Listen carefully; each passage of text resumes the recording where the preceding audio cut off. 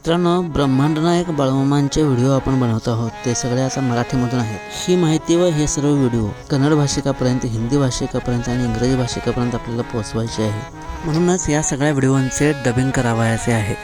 1000हूनही अधिक व्हिडिओंचे डबिंग करणे मला एकट्याला शक्य होणार नाही. त्यामुळे तुम्ही सुद्धा या कार्यामध्ये मदत करू शकता. खाली गुगल पे व फोनपे नंबर दिलेला आहे. मामांच्या या कार्यात आपलाही सहभाग नोंदवा. बोला बोला बाळूमामांच्या नावानं चांगलं. बाळू मामा मी शरण आलो तुझ्या पाया. ते राम वनवासाला जाताना इथे वास्तव करून पिंडीचं स्थापन करून त्याने इथे मुक्काम 2 दिवस मुक्काम करून त्याने गेलेले आहेत. आणि बाण मारून पूजेसाठी पाणी तर सोय केलेलं आहे तिथं. आज ते पाणी म्हणजे 3 गंगा आहेत. हा, गंगा जमुना सरस्वती 3 धारा. हां, त्या गाईच्या तोंडात येणारं पाणी ते बी तिथलंच आहे. इथलंच आहे. हां, बरं. मग आता हे आता आम्ही उन्हाळ्यात आलोय. पावसाळ्यात बी आहे. पावसाळ्यात कसं म्हणजे आता इथं पाणी बघितलं तर इथं समोरच जातानाच पाणी आता भरलेलं आहे. पावसाळ्यात कशी परिस्थिती असते? पावसाळ्यात का पाणी फुलं आलं तर सुद्धा ते सायपनं पाणी आपापल्या बाहेर येते. पाझर निघतं. बाहेर येते. म्हणजे प्रत्यक्ष श्रीरामाने इथं बाण मारून पाणी हे केलं. मित्रांनो, आज आपण जाऊया.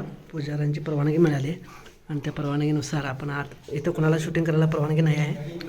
फक्त आपल्यासाठी, खास आपल्यासाठी त्यांनी परवानगी दिली. तर इथं हे जायला वाट आहे आणि इकडं दोन्ही साईडला पाणी आहे मित्रांनो, बघा. आणि हे इथं वर अशी गुहा आहे, बघा. हे कसं आहे, आतमध्ये गुहा आहे.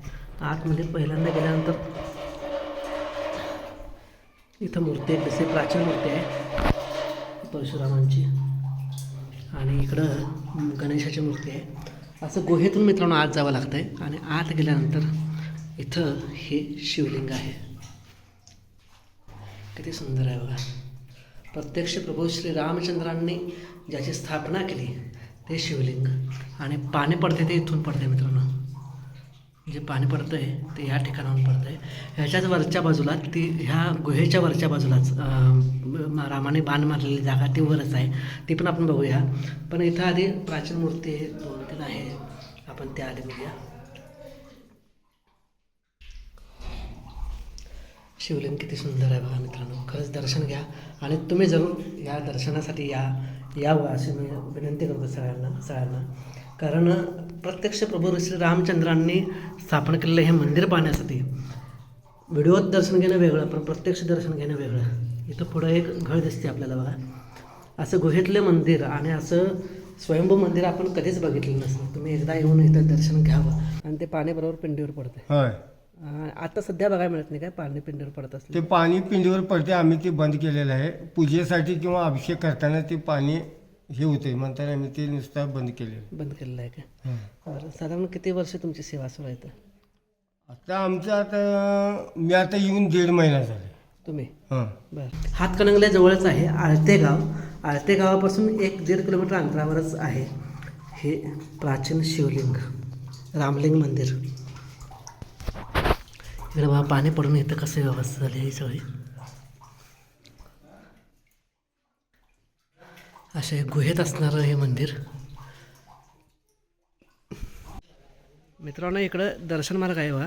आणि ते काकाने मग असे सांगितलं होतं ते महादेवाचे लिंग, सगळे महादेवाचे पिंडी इथं आहेत ह्याच्यामध्ये. आपण त्या सगळ्या पिंडींचं दर्शन घेऊया.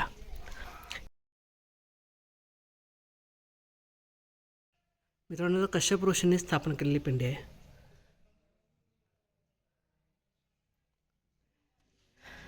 सप्तऋषींच्या पिंडी आपण बघतोय मित्रांनो. इकडं अत्र ऋषींची पिंडी आहे.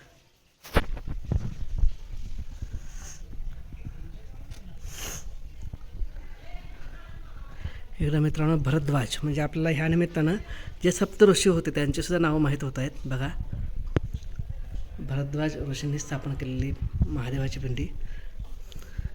इकडं विश्वामित्र ऋषींनी स्थापन केलेली पिंडी.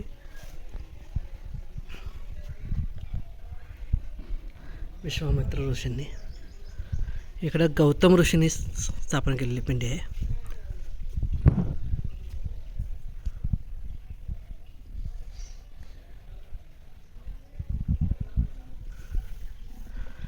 इकडे जमदग्नी ऋषींनी स्थापन केलेली पिंडी आहे. जमदग्नी ऋषी म्हणजे तुम्हाला माहीत असेल मित्रांनो, आई रेणुकांचे पती.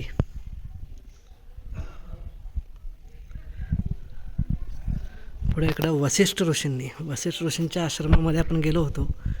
तर त्या वसिष्ठ ऋषींनी स्थापन केलेली पिंडी इथं आहे बघा. 7 ऋषींनी स्थापन केलेल्या पिंड्या आपण बघितल्या. खरंच मग आमच्या कसं आहे पाळीप्रमाणे ते पूजा येते सगळं. पाळीप्रमाणे म्हणजे किती वर्षांनी येते तुमच्याकडे? आम्हाला 3 वर्ष गेले की 4थी वर्षी येते. किती घर आहेत पूजेचे? 100 घर आहे. 100 घर आहेत. हां मग कुठलं गाव तुमचं? आमचं गाव आलते. आळतेमधले 100 घर आहेत. हां 100 घरांच्या 3 वर्षाने एकदा पूजा येते. हां म्हणजे ते बुडक्याप्रमाणे ते वाटून घेतले. वाटून घेतलेलं आहे. बरोबर. खरंच तुमचं किती भाग्यवान म्हणावे आहे तुम्ही, कारण का हां प्रत्यक्ष प्रभू रामचंद्राने ज्या मंदिराची स्थापना केली हां त्या मंदिराची पूजा करण्याचं भाग्य तुम्हाला किती किती महिने मिळते? काय आम्हाला 1.5 महिने मिळते. 1.5 महिना. बरोबर. मला आणखीन काय माहिती आहे मंदिराविषयी सांगू शकाल? इथं काय बघण्यासारखं आणखीन काय? बघण्यासारखं त्या साईडला सप्तऋषींचं पिंड आहेत. सप्तऋषींच्या पिंडी. 7 पिंड आहे. बरं. आणखीन? आणि वरच्या साईडला नीलगंगा म्हणून विहीर आहे. बरं. ते बाण मारलेले ती जागा कुठं आहे? ते असं वरनं जायचं. हां. इथं छोटंसं देऊळ आहे बरं बरं बरं. तिथं आहे. तिथं बाण मारलेली जागा आहे. आणखीन मग इकडं बाहेर काय बघण्याचं? बाहेर काय नाही, हे नुसतं प्रदक्षिण फेरी काढायचं. तर साधारण किती वर्षापूर्वी हे मंदिर म्हणजे तुम्ही रामाच्या काळातच? रामाच्या काळात तिथे सगळं बोर्ड लिहिलेलं आहे. बरोबर. ते काय आता मला तर काय माहीत सांगता येणार नाही. बरं. तुमच्या कितवी पिढी असेल काय तरी पूजा? आमचं मग 5-7 पिढी झाली असते. झालं. रामाच्या काळचं म्हटल्यावर आता चांगलं. बाळामांच्या नावानं चांगलं. धन्यवाद. धन्यवाद. आणि मित्रांनो ह्या 7 ऋषींच्या स्थापन केलेल्या पिंड्यांच्या समोरच इथं हे मोठं कुंड आहे पाण्याचं. आणि पाण्याच्या कुंडामध्ये कासव मासे वगैरे भरपूर असे आहेत. आता मी उन्हाळ्यात आलो तरी सुद्धा एवढं पाणी आहे मित्रांनो. आपण पावसाळ्यात एकदा यायचंच आहे. पावसाळ्यात येऊन इथलं जे काय वातावरण आहे त्याचा अनुभव एकदा आपण घेऊया. इथे कासव होतं, आम्हाला बघून आत गेलं. तुम्ही खरोखर एकदा भेट द्यावी असंच हे मंदिर, जे प्रत्यक्ष प्रभू श्री रामचंद्राने हो सांगितलं की त्या काकांचा एकदा आभार मानायला पाहिजे, कारण त्यांनी एवढी माहिती छान आपल्याला दिली. आपल्याला त्या ठिकाणी जायला पाहिजे. तिथं बाण मारलं जा इकडं आहे ना? हां बरं चला धन्यवाद. तर चला आपण जाऊया पुढं. इथून ही यायची जागा आहे. इकडं सुद्धा पुढं आपल्याला जायचं आहे. नंतर जाऊया. शिवम आमचा पुढं पळाला. चला आपण वर जाऊया. वर जाऊन अनुभवूया काय आहे.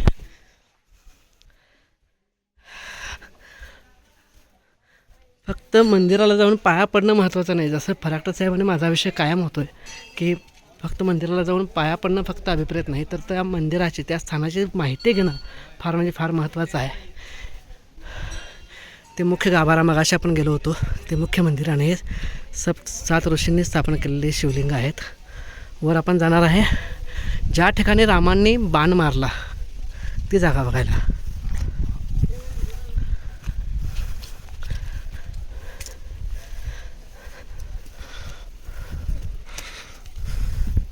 इथे एक मंदिर आहे, जाऊन बघूया आपण कुठलं मंदिर आहे ते.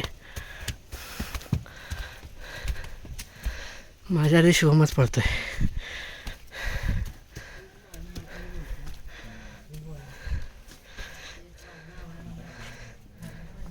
तीन पादुका आहेत मित्रांनो इथं.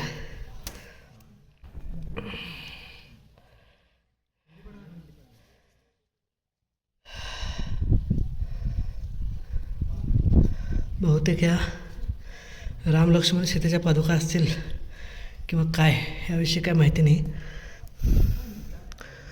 पुढं तिथं लिहिलेलं आहे काहीतरी, जरा झूम करून बघूया आपण.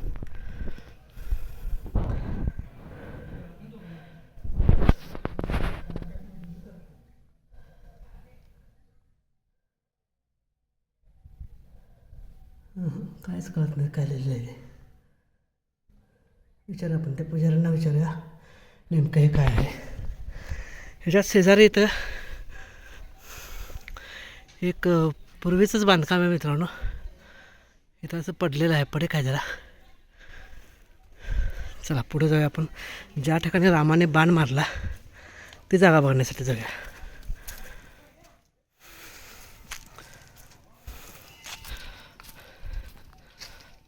फार मोठा परिसर आहे मित्रांनो.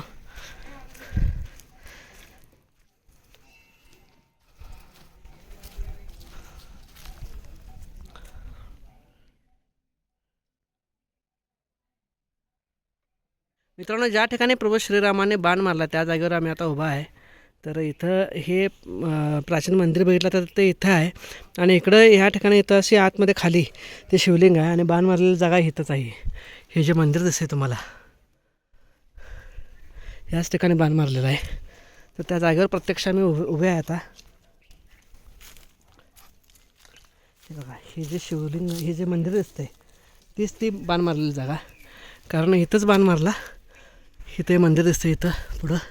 आणि इथून बरोबर हे आपण बघितलं मगाशी तो समोरचा गावाला, इथं ह्या भागात नंदी आहे आणि मंदिर आहे ते असं आत जाऊन इकडं असं मंदिर आहे इथं. आणि इथं मंदिर आहे म्हणजे शिवलिंग येत आहे आणि पाणी तिकडून पडते. म्हणजे ते जे मंदिर दिसते समोरचं हे, ह्या मंदिरातच बाण मारलेली जागा आहे. तर प्रत्यक्ष प्रभू श्री रामचंद्रांनी बाण मारलेली ही जागा बघा मित्रांनो. खरंच या ठिकाणी तुम्ही एकदा येऊन जावं असंच हे ठिकाण आहे. कारण शिवमंदिरं बघतोय पण प्रत्यक्ष प्रभू श्री रामचंद्रांनी बांधलेलं मंदिर, ज्या शिवलिंगाची पूजा किंवा स्थापना प्रभू श्री रामचंद्रांनी केली, ते मंदिर आपण बघतो इथं हातकणंगले तालुक्यामध्ये आळते गावाजवळ. इथं सुद्धा एक पूर्वीचं मंदिर असं आहे छोटंसं. आणि इकडून आत जायला सुद्धा जागा आहे बघा. मगाशी जी वाट बघितली आपण खाली, ती इथून जाते. भुयारी मार्ग मगाशी दिसला होता आपल्याला. पूर्ण पडझड झाली सगळी.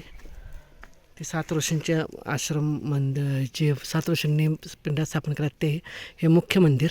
आणि बाण मारलेली जागा हे बघा इथं आहे. चला, बोला बोला बाळूमांच्या नावानं चांग भलं, विठ्ठल बिरदेवाच्या नावानं चांग भलं, हलसनाथाप्पांच्या नावानं चांग भलं.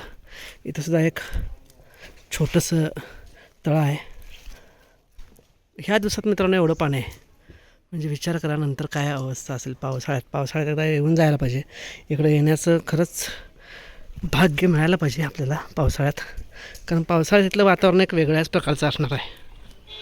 इथं आल्यानंतर मित्रांनो, इथं गाडी लावा तिथं गाडी लावा असं बाहेर भरपूर जण म्हणतात. ते एक फार चुकीचं आहे.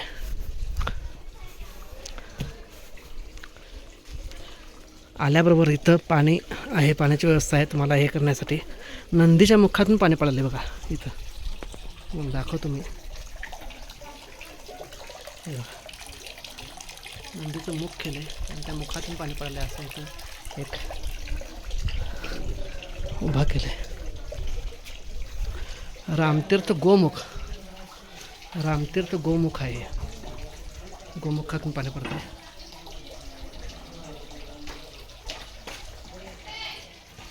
कासव बघा पळालं पळालं पळालं पळालं पळालं पळालं.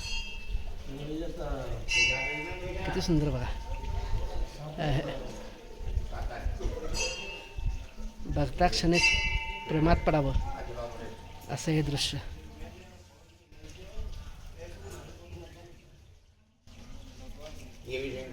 सकाळी मित्रांनो मी भगवद्गीता वाचत होतो येताना. भगवद्गीतेमध्ये एक उदाहरण दिलं होतं की देवावर आपण भक्ती कशी करावी,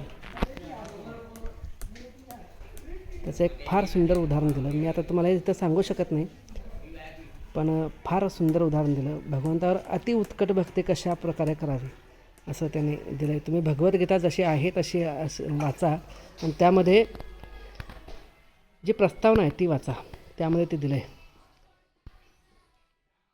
किती सुंदर दृश्य बघा.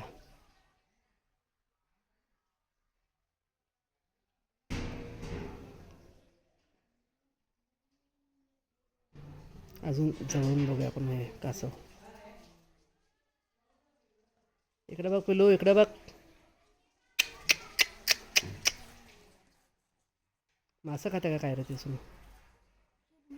हां, चिरमुरं खायला काय? हां, चिरमुरं खायला.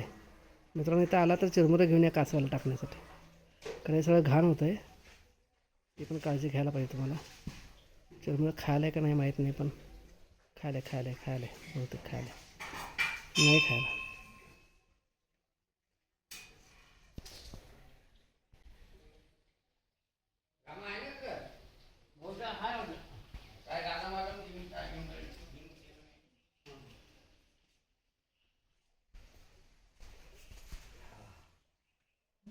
चला.